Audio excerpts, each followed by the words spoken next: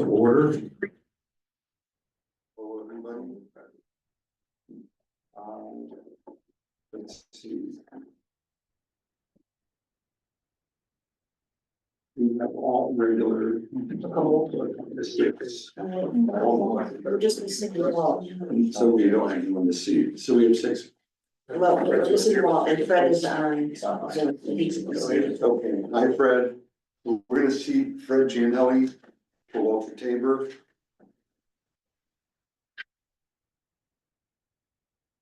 Hello, John. Any changes to the agenda?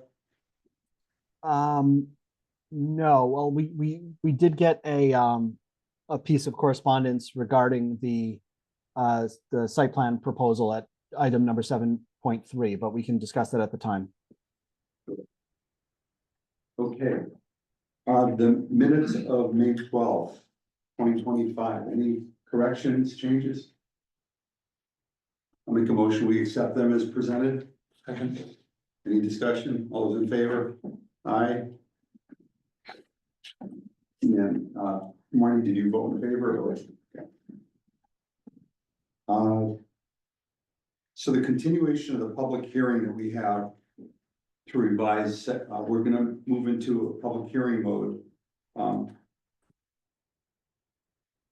Question to the commission before we even do that is, how much testimony do we want to do now?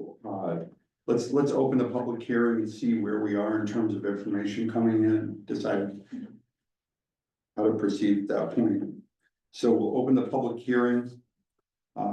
And this is item 5.1 is a zoning amendment application to revise section 7.4.5, 7.7 and 21.4.6 structure square footage.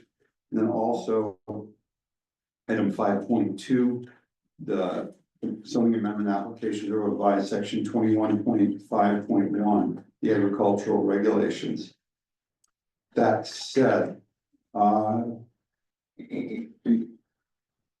first question I would have, is there anyone from the Lake Management Committee here? And how are you doing on the process of gaining professional input to be generated to put before the Planning and Zoning Commission?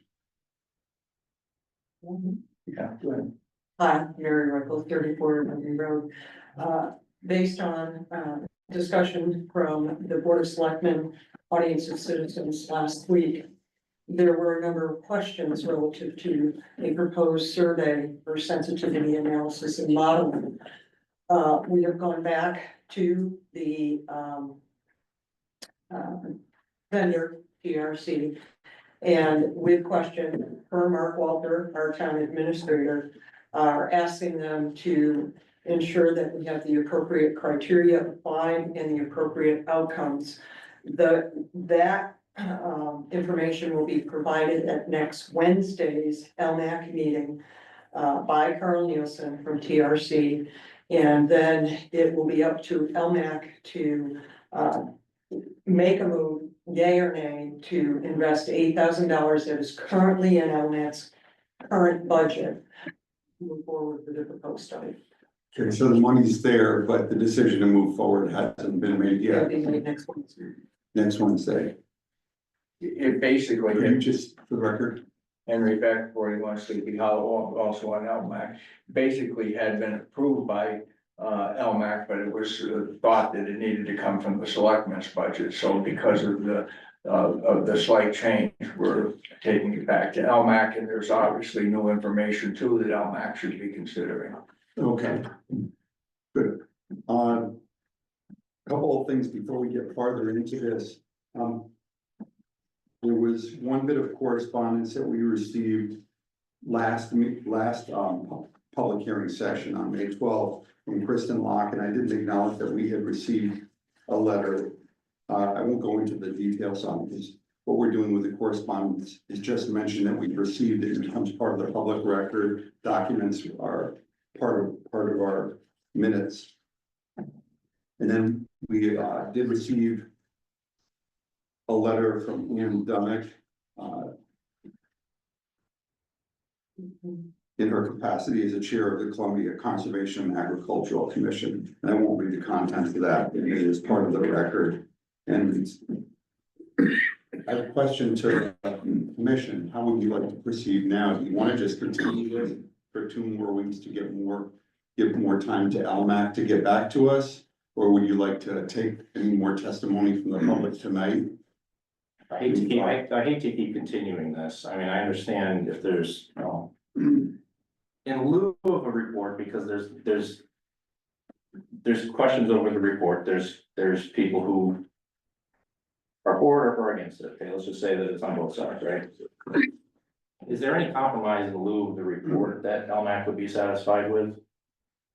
That can be discussed at the LMAC meeting. We're I not can't prepared. speak for LMAC. We can't speak for us. So in their advisory role as LMAC is, should we be looking at alternatives so that we don't get into this delay of waiting for a report and then fighting over the report? There's been some questions to the validity of it, the expertise of the person doing it, so I'm not saying stop and do it right now and vote on it, but how much longer is this gonna take? And if there's a reasonable, I don't understand what you're saying. We've made a decision to give them reasonable time to prepare professional input on a subject that they have concern about.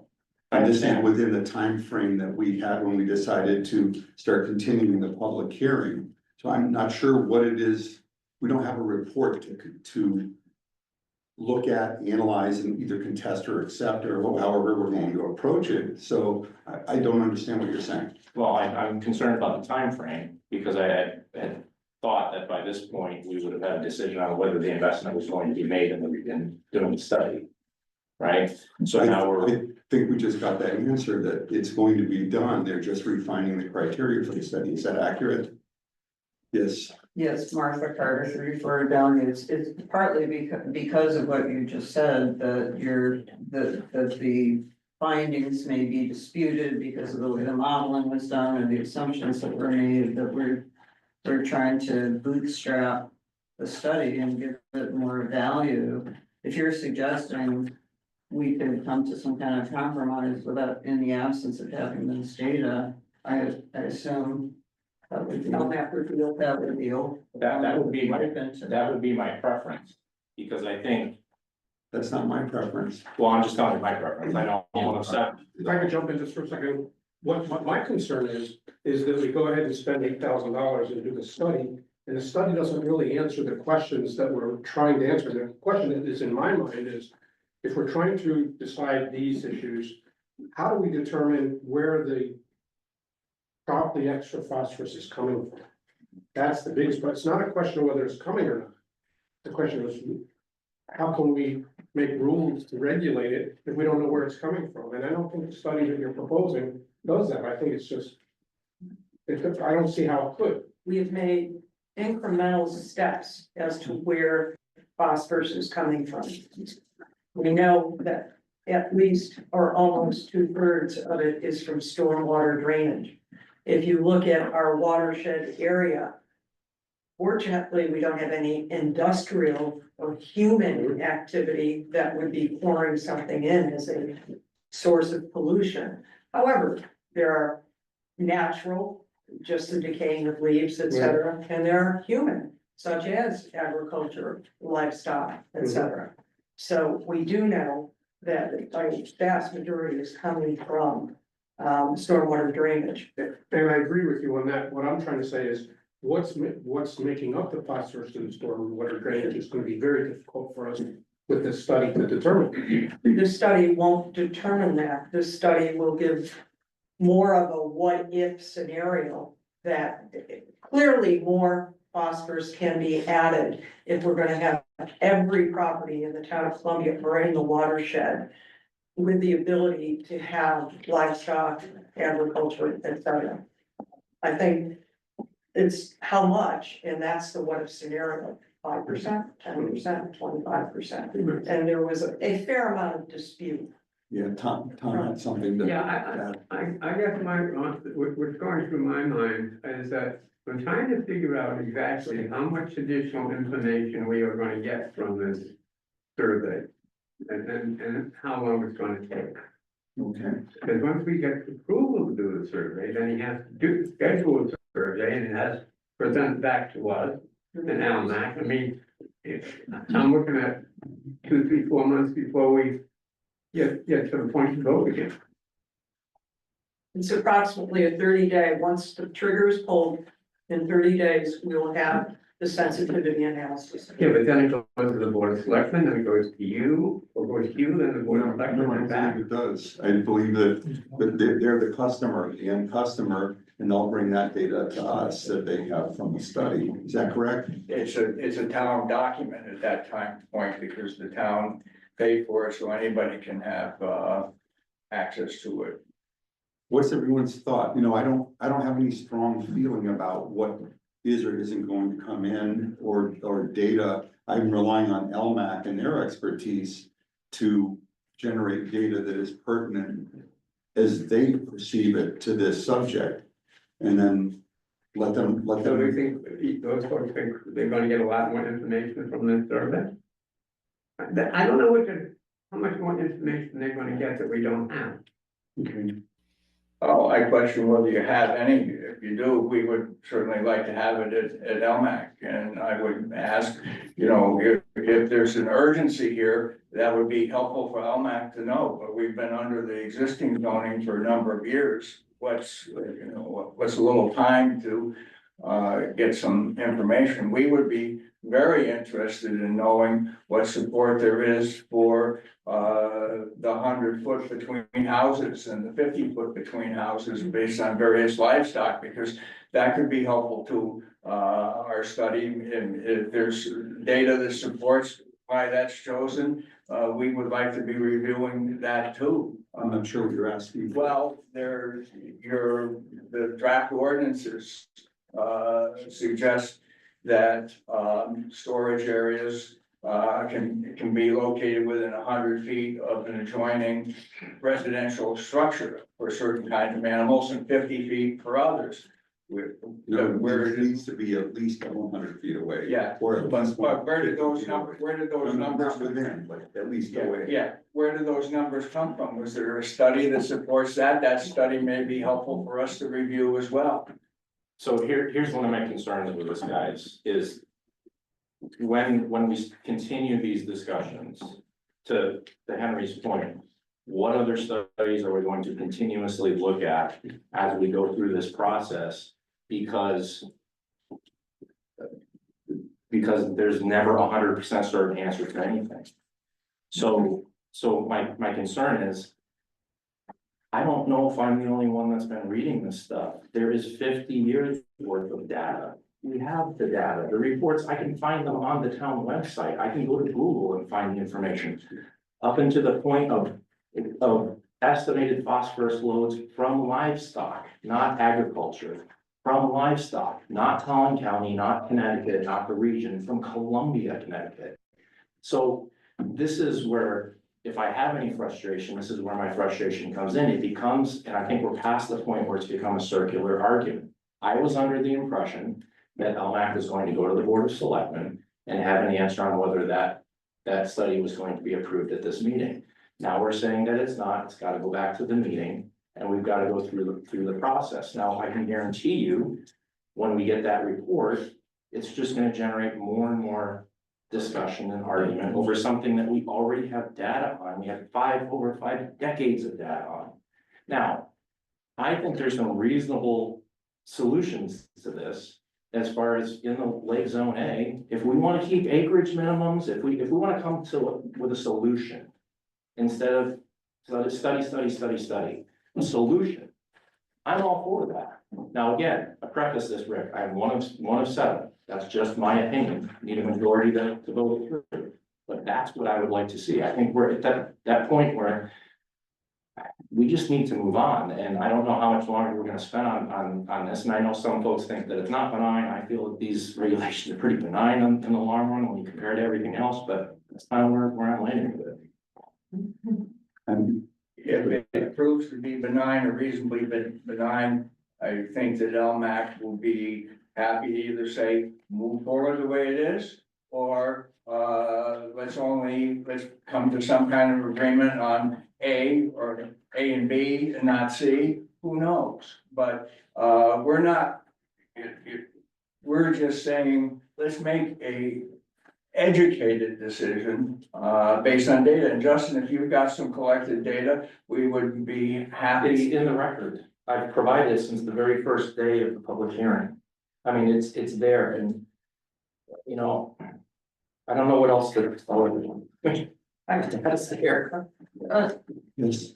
Mark, it's harder to refer down. LMAC's recommendation, just to revisit what the recommendation was, Justin, was in fact to exclude A until we had data. Right. So I think where you're going with this, if we don't wanna wait for the data, is to exclude A with a minimum acreage, if that makes sense to do it that way. That wasn't what we voted on. We voted to have a study before we excluded anything. Then I You go back. misspoke. And we will, I will first, based on what Justin said, I will look at the zoning record before next Wednesday's meeting, and I'll look for the data that he says is there. And we will be happy to take that data as part of our discussion and deliberations on Wednesday, as whether further study is needed. If I may as well. So we're at the point in public conversation where back and No, I'm forth, sorry. we have a lot of pro and a lot of against. Bob, I recognize Bob. Hello? Fred, we'll get to you in a second. Bob had a floor. Correct me if I'm wrong, but 2 meetings ago, didn't we give LMAC 60 days to come up with something? I don't we gave believe we him two- said, we gave him 2 months. here's a deadline, No, but but that was the idea that we were operating under. right. It was So gonna I take think about we should 60 honor it. days. I think we should honor it. The clock's been ticking for 2 weeks now, 4 weeks, whatever, so I think we should honor it. 4 weeks. Fred, you were gonna say? Yeah, so it just seems to me that we're at the point of public testimony that it's either for or against based on emotions. And at this point, we're waiting for the survey or this tabletop study, which is largely based on hypotheticals. It's not based on real world applications. It's based on what ifs. And it costs $8,000 and it's funded by our taxpayers. So if there is going to be an alternative rather than a hypothetical and a what if, to Justin's point, I think that should be explored to save $8,000 for something that's likely to be contested when the results come in anyways. You'd rather not see the study done. You're on mute. That's correct. It's a costly study. And at the past couple meetings, it's been brought up that this is solely based on hypotheticals. Yes, there was somebody who had their hand up. Yes, sir. Nick Ferris, 281 Route 66. I'm a member of the Conservation and Agriculture Commission, but I'm not currently speaking in that capacity. So that changes all. I've attended all the meetings during this process of PZC. To recap, it was not that the commission decided to grant 60 days for LMAC to fund and do its study. It's that you recognize that public hearing is generally supposed to be open for 60 days and that. No, that's not what was represented. No. But please continue. You just misstated something and I just want to correct it for the record. I can go back and listen to the meeting again, but I took a lot of notes and that's what I drew from that. But anyways, at this point, it feels like LMAC has had sufficient time to do the go, no go decision on whether to fund this study. And I think part of what is causing delays is there is not a strong consensus one way or another to actually do the study. And I fully expect that after the next meeting, there could end up even further delays as to what the inputs are. And part of that is being driven by comments that the Agriculture Commission had when we met with LMAC a few weeks ago. We had a long discussion. Our concerns about the inputs are hypothetical at best, and based on it being hypothetical inputs, the outputs of the study have no real world application whatsoever, where they're going to be brought before the commission, and there's no way to say, okay, 30% of people on the lake are gonna go out and suddenly get livestock. We don't know if it's gonna be 1 or 100 or anything between. I think a better use of the study would be to look at other sources of phosphorus on the lake, and I think that is totally outside the purview of the amendments that are currently being proposed right now. CCAG did officially endorse the amended regulations as they are currently written. I don't think that should wait for necessarily additional data, which honestly is hypothetical at best. We also expressed some concerns at our meeting that the estimate for the cost of this study is very low based on the outline in the proposal. Right now, I believe it only budgets 2 hours for the contractor to speak at public hearings and so forth after the fact. Based on what I expect will come out of the study, I assume that they be asked to speak to the Agriculture Commission so that we can weigh into the relevance of the data produced by the study. That alone could take 2 hours. I suspect if they also need to speak to the Board of Selectmen and to this commission, it's going to go well over that at a multi-$100 an hour rate. I've seen similar studies like this done before when I've served on other agriculture commissions and planning commission in other towns and adjacent towns. They always dramatically overrun what they're budgeted for, and I have that concern as well, that LMAC may need to find additional funds. It sounds like, based on what was stated at the last Board of Selectmen meeting, that they were trying to get the funds from the Board of Selectmen budget, or at the very least, they expressed concern that it was going to be very tight for their budget. So if there were any cost overruns, it could impact the ability of them to complete the study in the first place.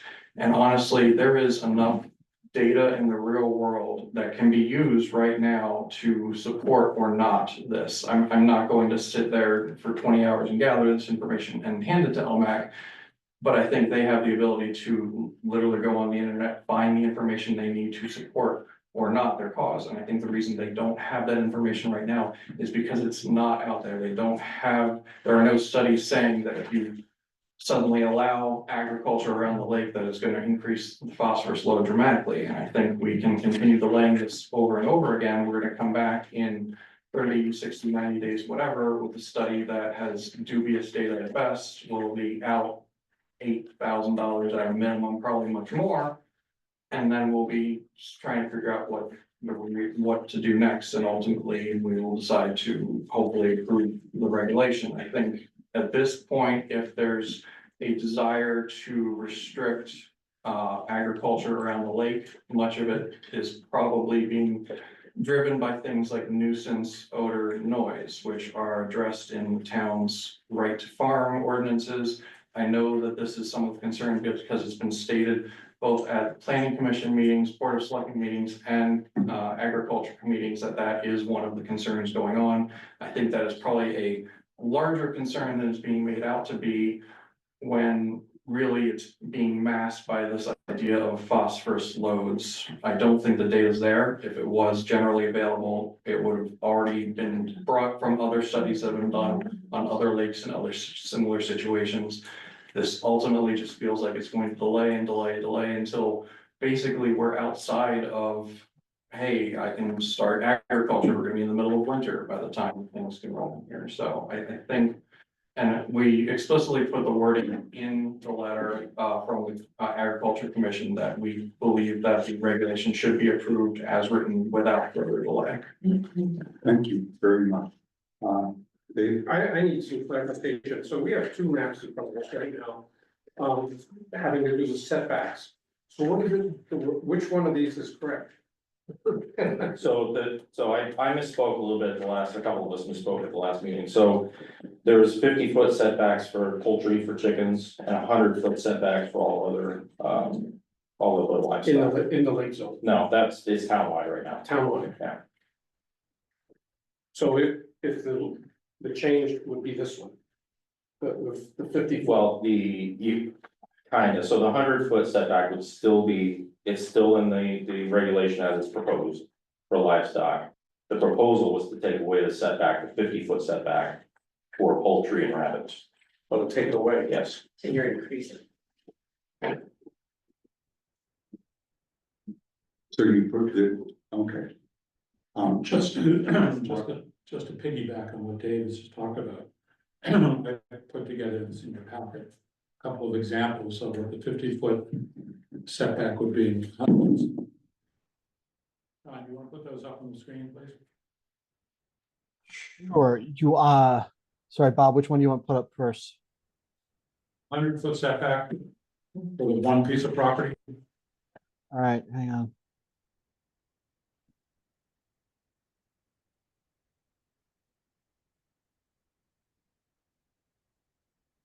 The 100-foot, I'm sorry, the 100-foot, what do I have? I have, Either one of the 100-foot ones. Single property would be the first one. all right, I think, oh.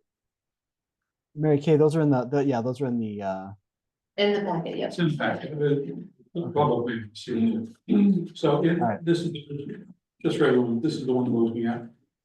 Okay, and then it says 100-foot setback and it's a single property that's being looked at. It is my house, so I'm familiar with the property. It's 6 Sunny Slopes Road, it's 0.37 acres.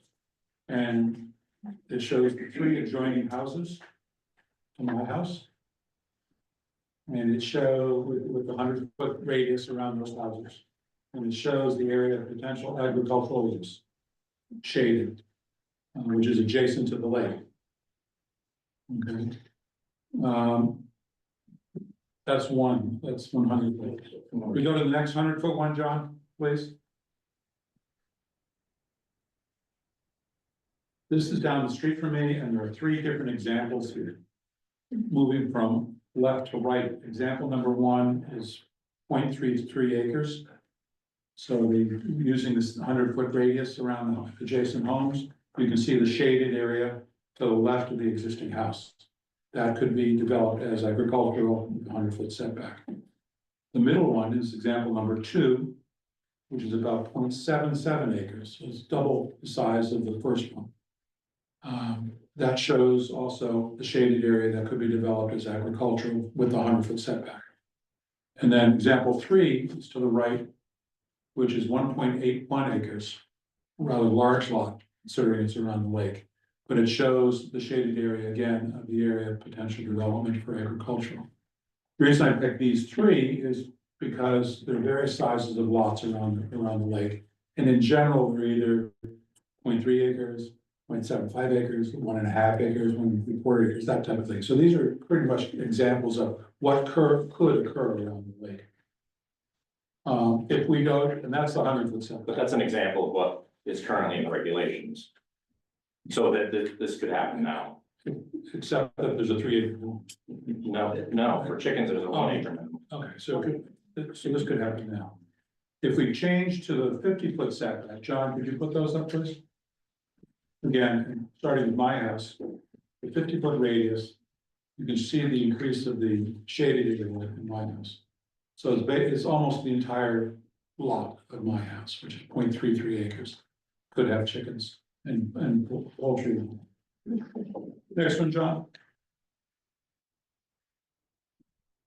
If we look at the 3 houses that we just talked about, 50-foot radius, you can see how in example 1, it's almost the entire lot. Example 2, it's the better part of the lot, and then example 3 is almost the entire 1.8 acres could be developed to have chickens. But that's the way it is now. 50-foot. But this is the regulation that we live under currently. We live under currently. But so I'm trying to understand, because there's a concern that there would be additional agricultural activity around the lakes and lots. Right now, the way it stands, no lot under an acre could have any agricultural activity. One on the right is 1.8 acres. But it can happen now. So somebody could do that right now. Yeah, all I'm doing is blowing up the thing that you distributed, 50-foot radius, and looking at that. Because it's hard to tell with this one, because what happens is if you look at a particular lot, that's shown as purple, and it isn't actually purple because it's your lot. You don't have to have a setback from your house. Mhm. You have to have setbacks from the adjoining houses. And that's the point I'm trying to make. So that, in some respects, it's sort of misleading. Because it looks like you can't develop anywhere, in fact, you can.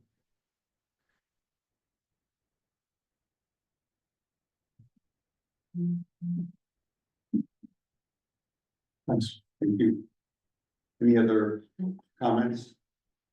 I have a statement I'd like to read. It seems like it might be a good time to do it, because it might address, one You of have the the next floor. comments. Thank you. Yeah, Martha Carter, 34 Downey Road. Let me start by saying that our conversations to this point feel like a microcosm of what is going on in our country right now. We're polarized, there's little trust between one another. We put our town's best interests at the forefront. And we get so entrenched in our views that we don't hear or believe what the other side is saying.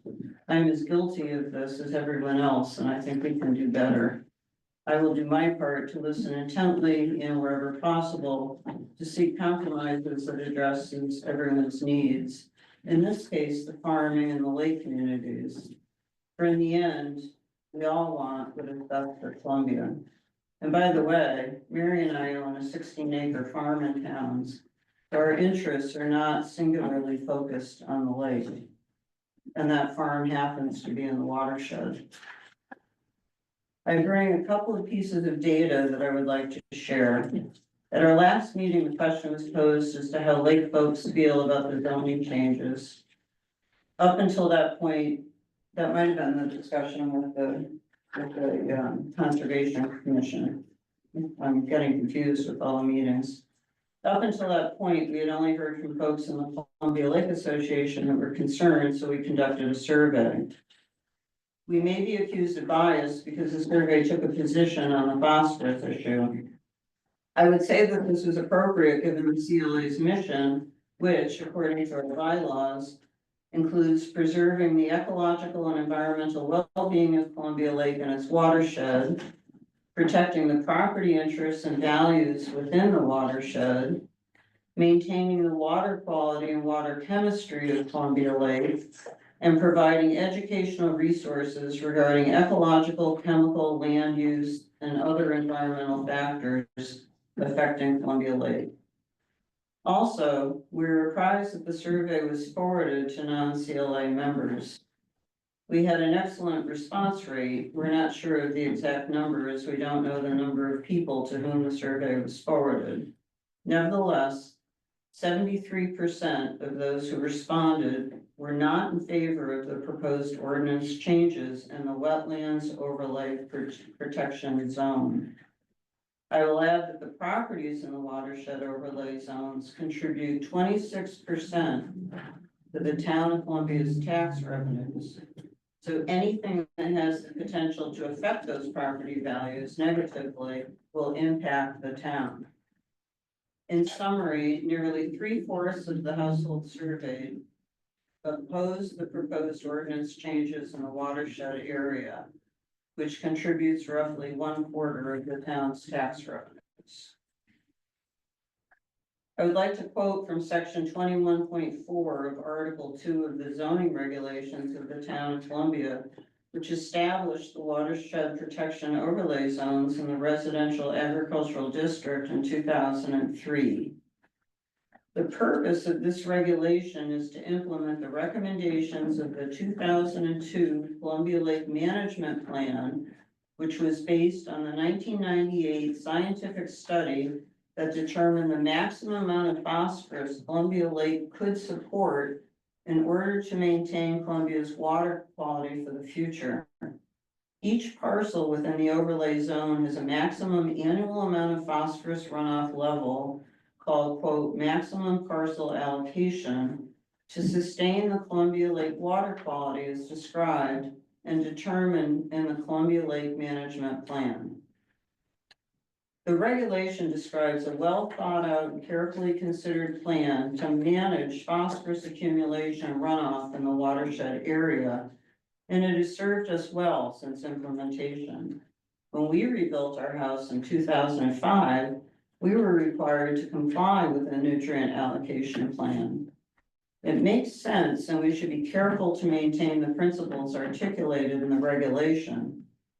One may argue that a few chickens or increasing the square footage of a shed from 120 to 200 square feet won't have an impact on the lake, but it runs counter to what this regulation is attempting to do and feels to many of us like a step backward. I have provided, and hope you will read in its entirety, section 21.4 of the zoning regulations before voting on this proposal in its current form. From section 21.4.7, quote, "The most important step in protecting Columbia Lake is thoughtful land stewardship that acknowledges the relationship between activities on land and the resulting lake water quality." In closing, the town of Columbia is fortunate indeed to have a vibrant farming community and a beautiful lake. How lucky are we? Maintaining the delicate balance between these two central features of our community's character is possible if we are willing to compromise. It is my sincere wish that the Planning and Zoning Commission can find a path forward that accommodates the needs of all. Thank you. Thank you. Just Chris. I don't, Yeah, go ahead. please go ahead. Kristen Locke, 24 Doubleday Road. I have a concern when we talk about data and figures and facts. And they're presented in a manner in which supports what the person's saying, but doesn't give the entire picture. Numbers can be construed to say whatever we want them to say, depending on how they're presented. Lumpy just mentioned that 73% of whoever took her study is in support or not in support of these changes, but she didn't mention how many people that 73% comprised. If 5 people took it, 73% of 5 is a few people. I don't know. It was 86. Okay, would- so 86 people. Please, if you're not recognized. So we also did our own survey just to see what people would say and posted it in a town page. We didn't have 86 people respond, but 85% of people that did respond were in support of the changes. So you're gonna get different opinions from all over town based on what people think and what they feel. I further went and looked at other towns that had lakes and their zoning. I was particularly interested in Lake Poctapog in East Hampton because they allow class 1 farm animals within their lake zone. They don't limit it, but they require other things of their lake residents that address fertilizer, that address planting plant barriers around the lake to stop runoff. There's a lot of things they require that we don't require here. So it's just interesting to me that we have such a contentious debate when we have decades worth of data and other towns experiencing the exact same issues we are. But we wanna overlook certain data and not others. It doesn't make sense to me. Yes, Dave. I have intimate knowledge of the 2 other lakes that are similar to Columbia Lake, and neither one of them have the water quality we have. So you really can't use Lake Pocatapog as an example. I mean, you Their- can their use water the quality- things they Their do. water quality is very poor. They're constantly being shut down for use of the. I understand that they're being shut down. However, the responses they have made far surpasses anything we're presently doing, and we say we care about the quality of the water. But why are they doing more to try and recover their lake than we're doing to prevent an issue? The question is where the phosphorus comes from at the end of the day. You can say that one lake has high good quality, one lake doesn't. And we get into, again, a circular argument about phosphorus, and it doesn't really matter until we know where it comes from. And that's. And that's where I have a problem with the study, along with the $8,000 we're spending on it, and it'd be nice for that $8,000 went to like giving my kid a better lunch at school or something. The other thing I saw come up next was Mary. Justin, you Could you started just this state your by name again for the record? Sorry. You started this by saying you're as frustrated, and I think and most of us are as frustrated as you. I know it's on the fire myself. We're having a lot of discussion. Data is being presented, good, bad, and different. But you did mention, is there a potential or an opening if LMAC or when LMAC meets next Wednesday to discuss a compromise minus the study? Is that what I'm hearing? That's what my preference would be personally, is 1 of 7. I would say that Personally. stipulation. Yes, I think if we kept the regulations as is, 1 acre minimum, wouldn't have to worry about anything else changing in Lake Zone A. And I say this with respect, guys, because I've been watching all of the meetings after they've been recorded and everything.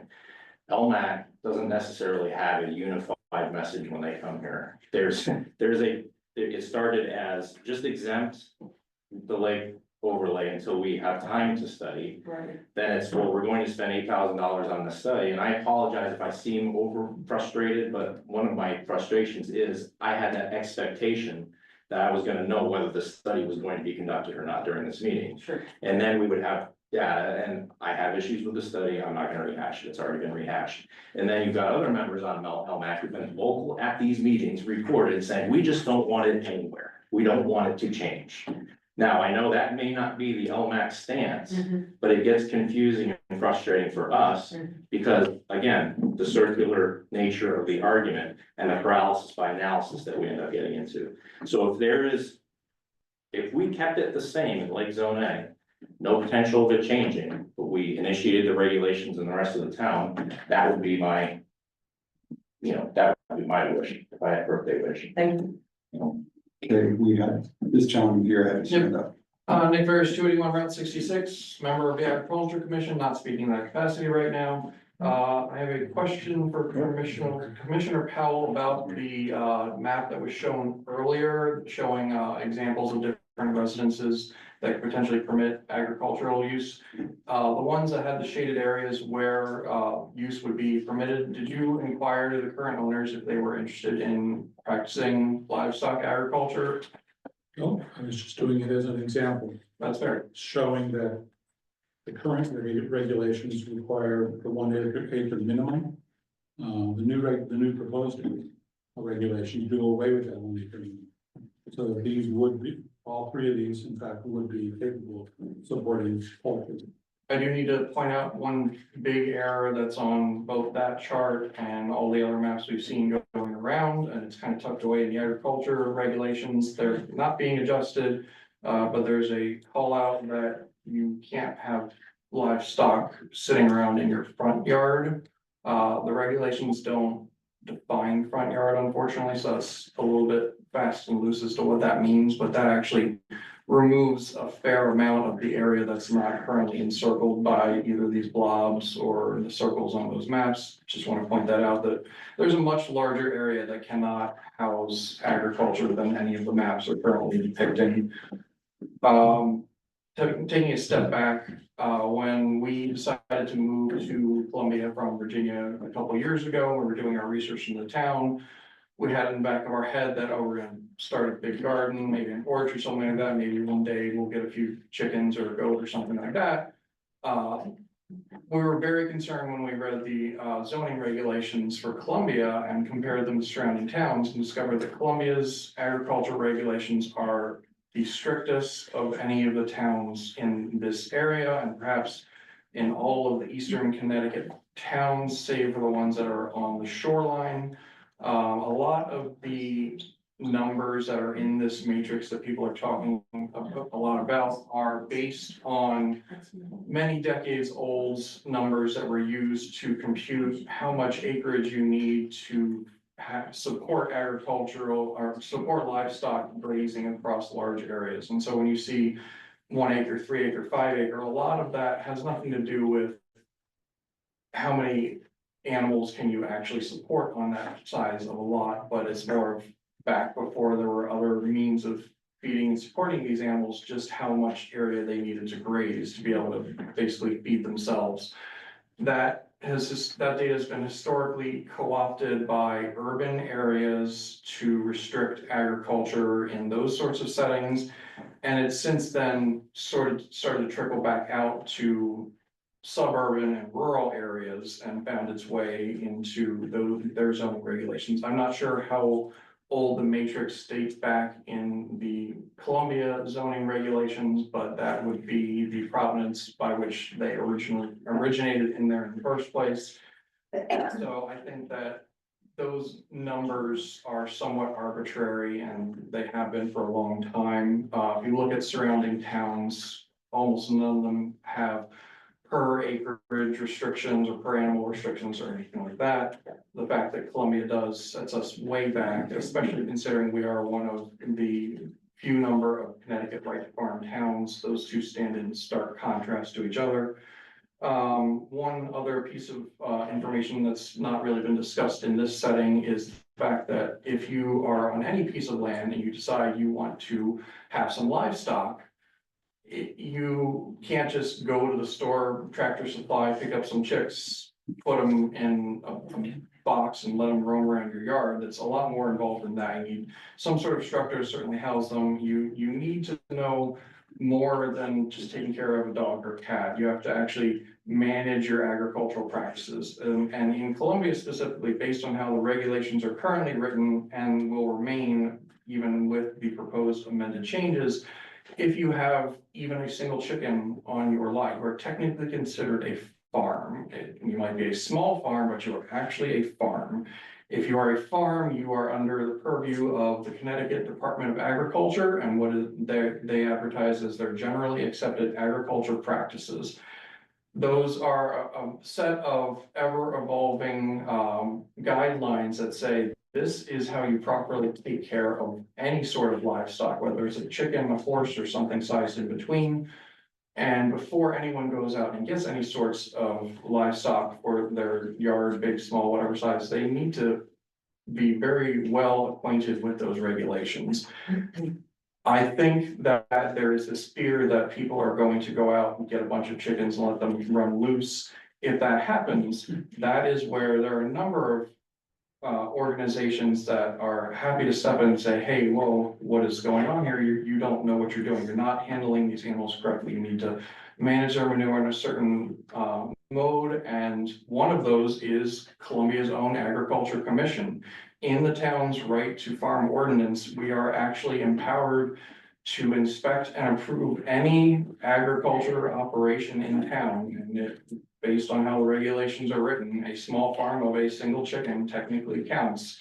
And we mentioned this at our co-meeting with LMAC, that if we get complaints that someone is letting their chickens loose into the lake shed and they're making a mess of it, we're gonna be the first ones to step in and say, hey, whoa, something is wrong here. We need to do something about that. We are not interested in letting the lake or any part of town just become a miserable, nasty place of mismanagement and animal abuse. That's not gonna happen. Even if we did not exist, even if Columbia had no sort of zoning enforcement, which absolutely does, Connecticut Department of Agriculture is very specific that they are empowered to say, you are not managing your animals correctly, you need to do something about this or you can't have them. And I think the fact that there are a number of overseeing agencies that it is in their best interest or one of their primary missions to ensure that animal management is happening properly is something that is being forgotten in all of the narrative here.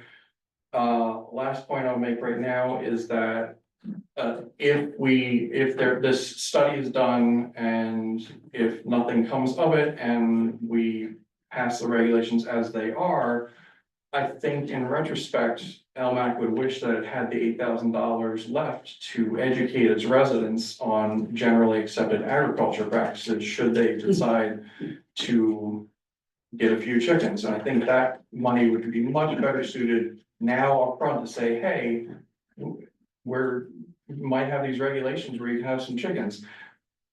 Is make sure you know what you're doing first, and here are a bunch of educational resources you can use. Maybe we'll do some workshops or something like that if you're actually interested in doing something of that sort. So we make sure you're doing it the right way. And I think making sure that people doing it the right way, and again, and as you said earlier, entrusting people to do the right thing is a big part of this element of the discussion that is not really coming to light. And I have to assume that if you're a person who is going to go out and get these living creatures, have them on your farm, take care of them, by default, you're going to do a very good job of it. Not just because if you don't, it could be threatened that it would be taken away from you, but because it speaks to you as a human being if you mistreat your animals and don't manage them well. And I think that's an important element that we need to remember in this conversation. Yes. Anyone else? Just something very Martha quick, Carter? Martha Carter, 34 Downing. If your property is deemed to be a farm, you're exempt from the state ban on the use of phosphorus and fertilizer. I just want to make that point.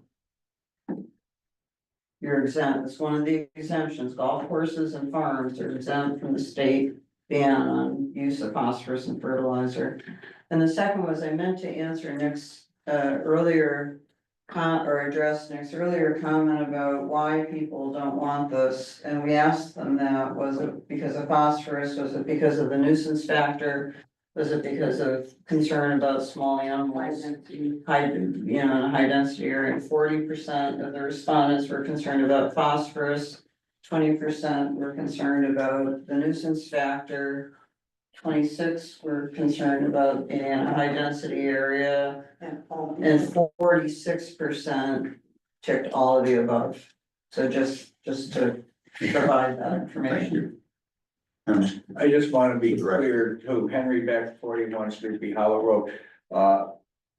What Martha just talked about was the Lake Association.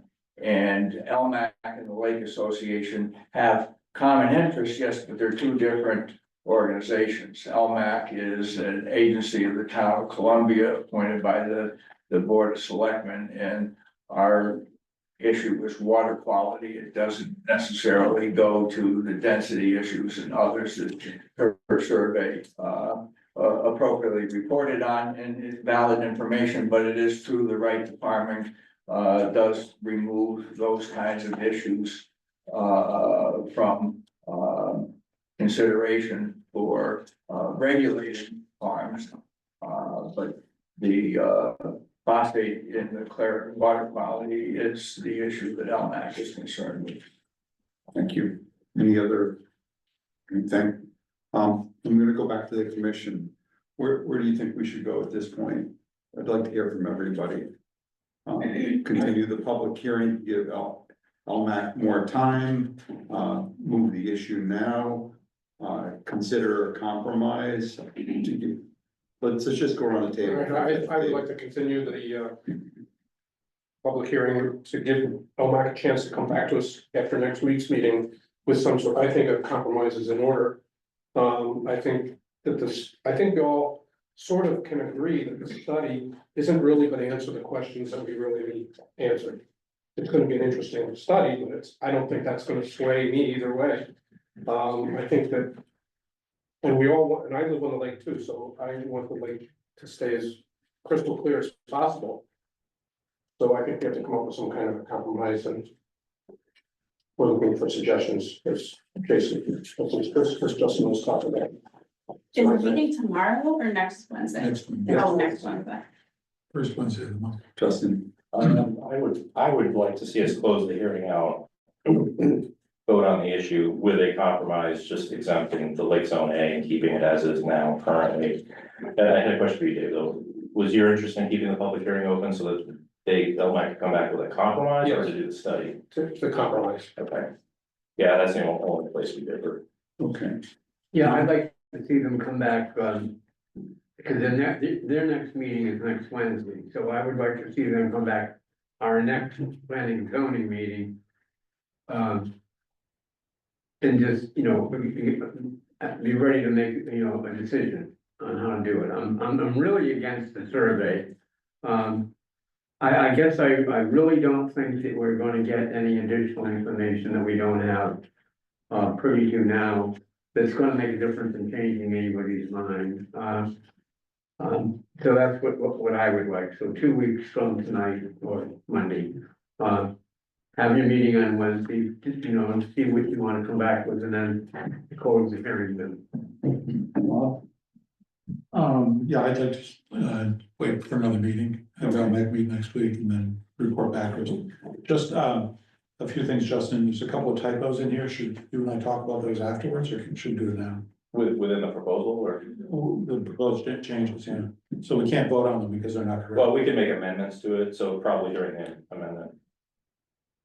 Portion. Okay, I mean, Or we can take John's advice too on that and how. yeah, okay, I mentioned it, John. It's just some typos. Let's get that on the record tonight, what your concerns are. Okay, I'd rather not just wait till the last minute to wait for it. if we make changes, then we can, if we're gonna vote on it, then we're gonna vote on it. So, any amendments on page 4, under accessory buildings, one qualifying accessory building is proposed in 7.4, I believe it's supposed to say 7.4.5.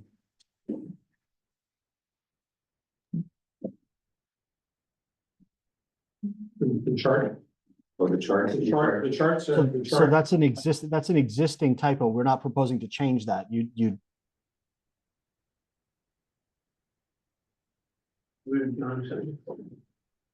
It's an existing type.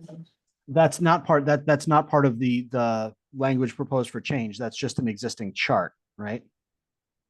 But the existing chart is talking about qualified accessory buildings, which is 7.4.5. Okay, all right. Well, so that's a Scrivener's error. We can correct that.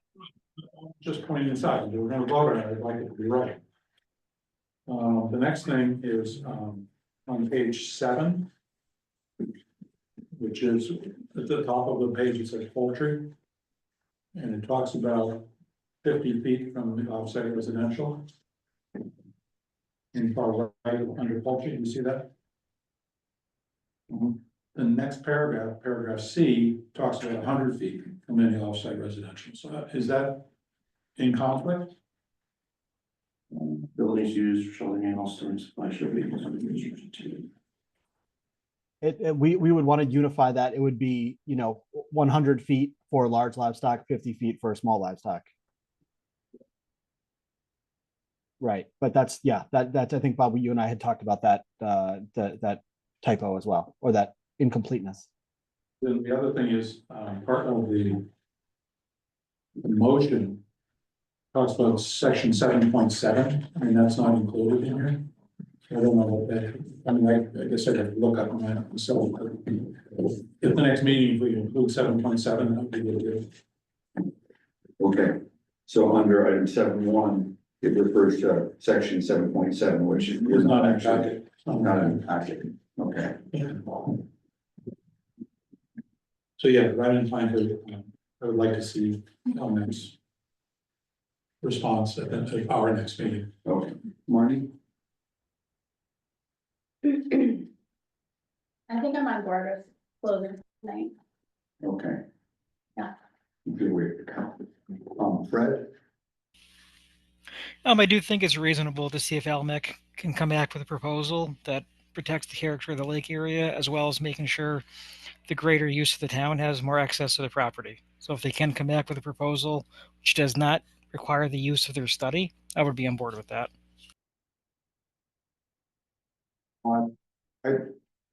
I would be in favor of continuing about only as far as our next meeting session and the public hearing. And I'd be wide open to a compromise of some sort.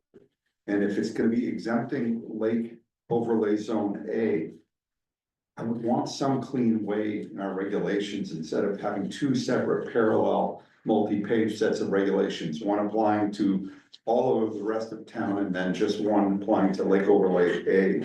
I'd love to see some sort of more elegant solution than we've been paring down our regulations to make them easier to understand and more fair. And that will make it really messy. So I don't have an answer. I just have a concern. John, I'm gonna throw it in your lap if we go that way. Wait, if you go continuing this for 2 more weeks? Or, No, if we end up with a conference, it's looking like right now. Yep. Short of some really good new data coming to us that exempting Lake Overlay Zone A from this change in the regulations is the most likely path. Does everyone agree with me that that's probably where we're gonna end up? I would look for some way to do that in a way that is efficient and not hard to understand. So okay, You know, that's all I'm saying. I've read through our regulations for long enough that they're hard to discern what you can do on a quick glance, and I would like it to be the most easy to read, easy to understand document possible. I also want to say about the testimony we received, I forgot your first name. Nick, you made some really good points. You're very articulate, and I really appreciate everybody who testified tonight, but not just what was said, the tone of it, it's respectful, it's kind. We may have different opinions, maybe we don't have different opinions, maybe we have the same perspective, but a different path to that. This process is very gratifying to be part of, and I want to thank everybody. So, with that said, I'm gonna make a motion to continue the public hearing to 2 weeks from tonight, which is not 2 weeks from tonight, until our next part of, it's going to be June 9th. I'll continue the public hearing to Monday, June 9th, 2025. For 7.1 and 7.2. For the public hearings on, as in our current agenda, identified as items 7.1 and 7.2. And John, if you could check and wordsmith whether the 7.7 should be included under 7.1. Okay. So that was, I'll second any discussion? Anyone? All those in favor? Aye. Opposed? Fred, you're opposed. Marnie, you're in favor. So, okay, thank you. Thank you, everybody. Next up.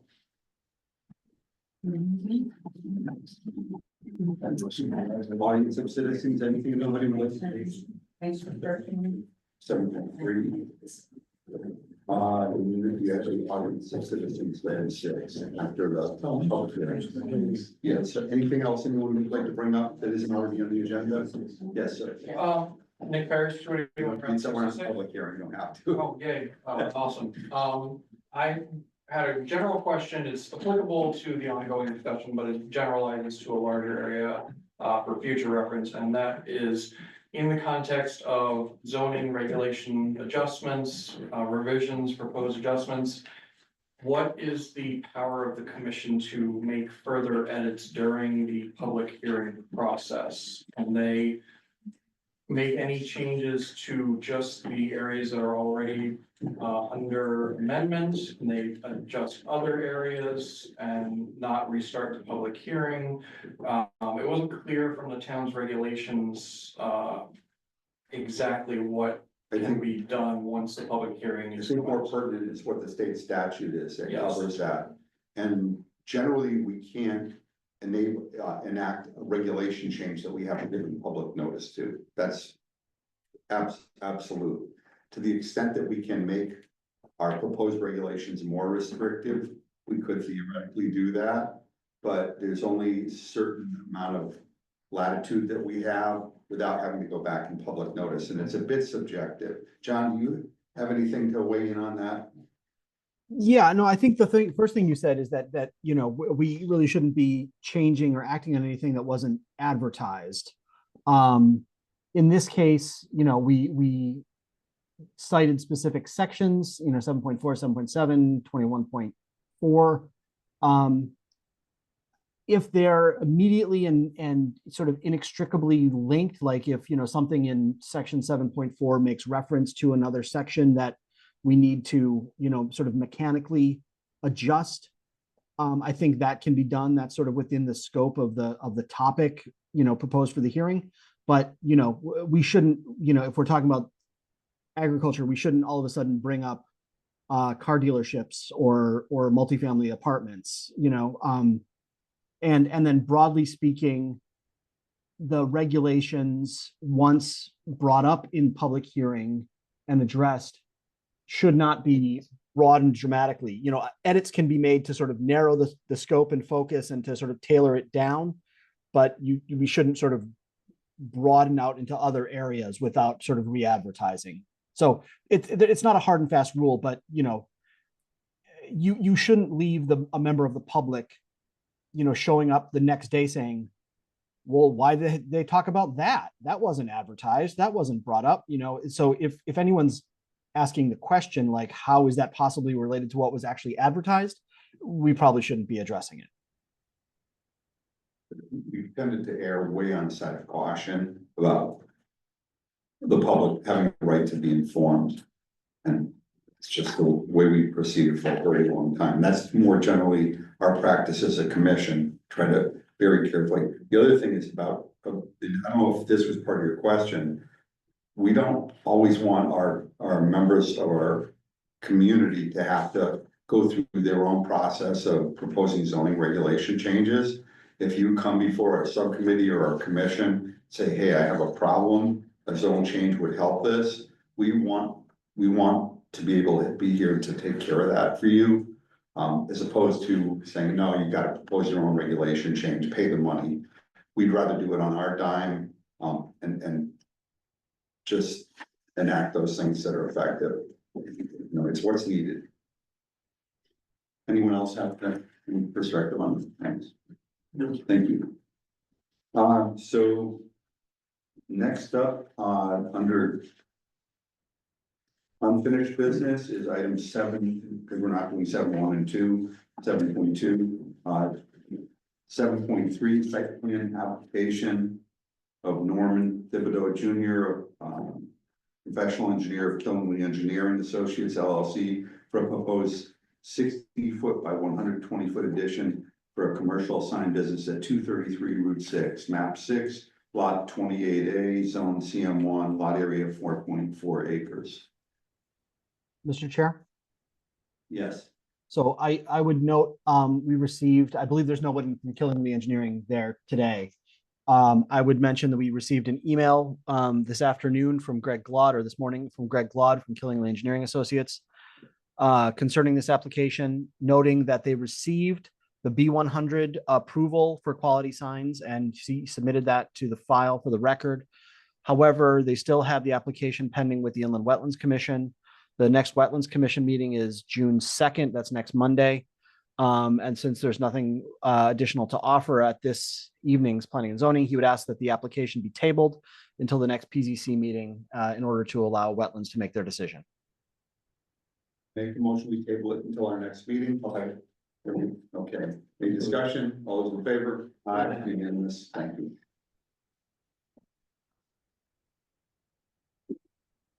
POCD, John, you want to speak to the timeline that you put together? Thank you for that. That's exactly what I was hoping for, to have in front of us and be part of every agenda as we go forward. So at this point, I presented briefly the proposed agenda or the proposed schedule of drafting and review for the Plan of Conservation and Development, which ideally will be adopted by this time next year, May, June of 2026. And so we've basically proposed largely sticking with the format, but reducing the number of discussion topics by consolidating a couple of the topics from the current plan. So the topic areas would be natural resources and open space conservation, community, cultural, and recreational resources, housing, economic development, agriculture, and then transportation, utilities, and community facilities. Those would be 1, 2, 3, 4, 5, 6, 7 top. 1, 2, 3, 4, 5, 6. 6 broad topic areas, plus the sort of introduction and demographics section, with the idea being tackling one chapter or topic area at each month's meeting and dedicating one of the 2 monthly meetings to the topic, beginning with next month, where we would present basically the introduction section and a demographics update, which is, again, don't necessarily need a lot of input. It's sort of the nuts and bolts. Here are our population figures, here's our economic figures, here are our housing figures, our open space figures, and a little bit about what a plan of conservation and development is for. And we would present that for next month's meeting. I would propose the 2nd meeting in June. But yeah, and just broadly, if anyone had any questions or concerns about the proposed schedule, I'd be happy to answer them. So just for the sake of having something to aim at, let's aim at the second meeting of each month, be it our POCD meeting. And if we have to move it forward a little bit, if it's not going to eclipse any public discussion or input, then we'll talk about it at the time, but at least we can almost rigidly put it on our schedule, so we're getting work done each month on it. Is that good with everyone? I don't think we need to vote on that, that's just a direction to go in. Any thoughts on this tonight? Thank you, John, for this.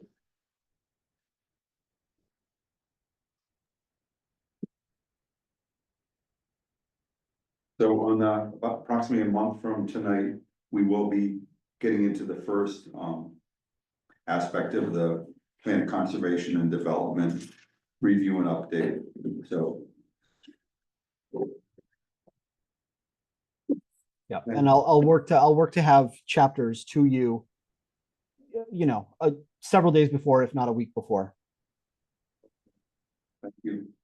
We all good with this? Thank you again. I'm gonna move on to item 8, no new business. Regulation revisions, we've been waiting till we finish this project. There's nothing more to report on. Okay. I still check to see if you called a meeting for 6 o'clock. No, not yet. Meeting.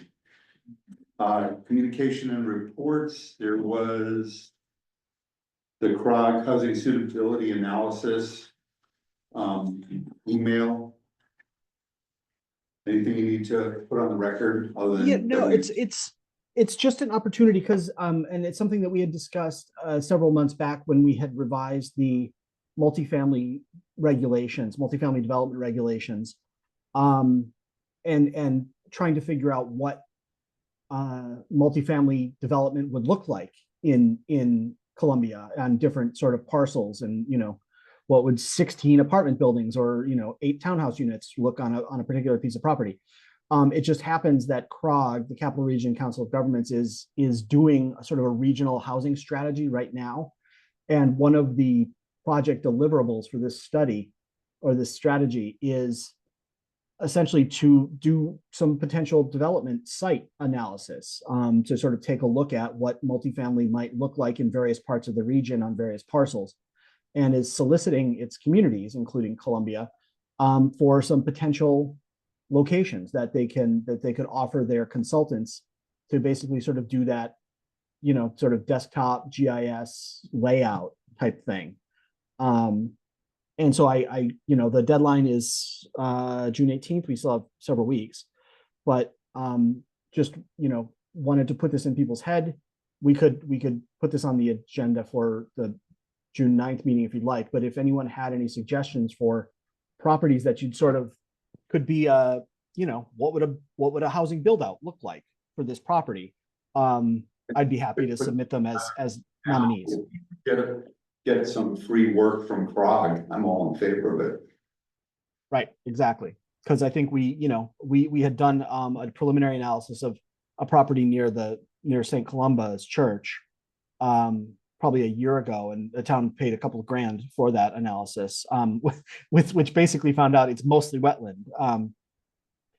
So this could save us some money and move the ball down the road a little bit. If you move balls down the road, I don't know, down the field. Sites in mind, I'd suggest you send the addresses or the info to John, and maybe we can get CROG to look at 3, 4, 5 pieces of parcel and 3 or 4 parcels in town that maybe they can help. I think we probably have the most expansive multi-family regulation of any rural town, probably in Connecticut at this point. But I would also note that our regulations for multifamily did exclude the lake watershed, so we will not be assessing parcels over there. Didn't there's we address the sites in the last plan? Some hypothetical sites Yeah. to understand the plan. Maybe look at those first. Okay, If we still valid. all right. Number 11. Anything anyone wants to bring up on the commission? Yeah, I have a question, maybe two parts to the same thing. LMAC is meeting next week, what's it, Tuesday? Wednesday. Wednesday. should any of us go, besides Bob, go to that meeting and kind of help guide? And the other thing is, No, please do not. do not, I would ask, Okay. I would ask commissioners not to participate in public meetings about this topic outside of the hearing. all right, how about, what about the idea of us coming up with some ideas? Here's what I'm concerned about. What I'm concerned about is next week, or 2 weeks from now, they come back and give us their compromise. We haven't talked among ourselves as to what we feel is a good compromise. That's a good point. We can't do it now. Yeah, that would probably hearing. Yeah. That's what deliberations are for. First, and then we can talk about Or within the public hearing. it. Okay, But once we've extended the public hearing for 2 weeks, we can't talk to anybody about any of this, not even with each other. I see. Yeah, we have to be, What- all data that is But out there. after the hearing is closed, we can have, in an open meeting like this, we can discuss. And it would be just commission members that are voting commission members, Right, that are qualified to vote on that meeting. So it's, I tend to always, when we don't have to close a public hearing, I try to keep it extended till the very last moment. To before we're about to vote on it, so we can take in all the information we possibly need. I've seen some times in the past when we closed the public hearing and waited 2 weeks to vote. And then we had more data that came to our attention, couldn't even really consider it. I mean, just as a point of fact, I'll be attending the Lake Management Advisory Commission meeting next week, but I'll have to recuse myself from the discussion because the public hearing is still on. open. There are other items that are gonna be discussed as well as that, so right. I'll probably either sit in the audience or leave the room for that part of the discussion. Okay, good point. Yeah, we could. Audience of citizens, anything from the member of public? Yes, Ann? And, Hi. on 3 Lake Road. The Conservation Commission, of which I am chairman, invited LMAC to a special. Yeah, I would ask you not to discuss the topic that's in a public hearing in any way whatsoever, because that isn't pertinent to us unless we can receive that information when we have a public hearing and everyone else can Not hear that. really information. I'm just informing you that we discussed. I would And it I would was- prefer to have that come in through the public hearing. You know, the reason we're so cautious about it, once we make a decision, we don't want to leave any legal hook for somebody to challenge our decision because we didn't follow very strict guidelines on the way that we operate. So it's better not to, if you want to, the next iteration of the public hearing, you know, go ahead and talk about it, but I really don't want to talk about that topic in any way whatsoever. That's about interactions between parties or anything. I'm just very cautious about that. I understand why you'd want to bring it up, but. Nothing for executive session. I'll make a motion, we adjourn. Second. All those in favor? Fred, that was unanimous. Thank you. Thank you, everybody. Nick? Without getting specific, you brought up all